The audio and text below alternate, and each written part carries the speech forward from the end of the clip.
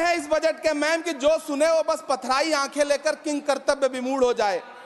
लेकिन झील में पानी बरसता है हमारे देश में, झील में पानी बरसता है हमारे देश में, खेत पानी को तरसता है हमारे देश में, जिंदगी का हाल खस्ता है हमारे देश में, दूध महंगा खून सस्ता है हमारे देश में।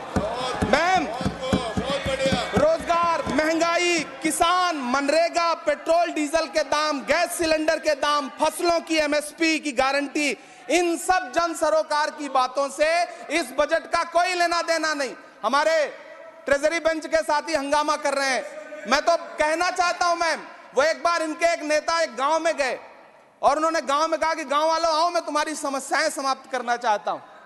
गांव वाले इकट्ठा हो गए।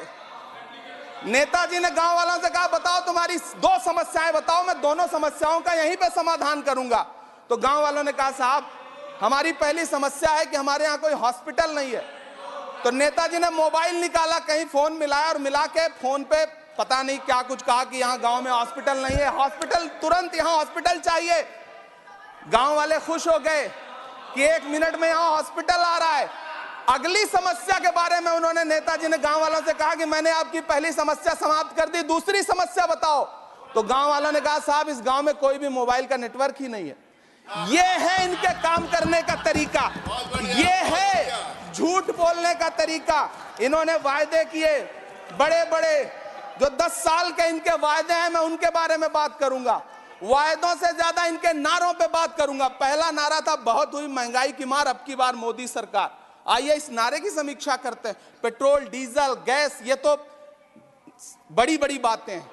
आटा, चावल, दूध, दही, पनीर, छाछ, सब चीज पे जीएसटी। अरे ये फिल्में टैक्स फ्री करने वाले लोग कफन तक पर जीएसटी लगा रहे हैं और ये गरीबों की बात करते हैं। मैम, ये सरकार झूठ की सरकार है।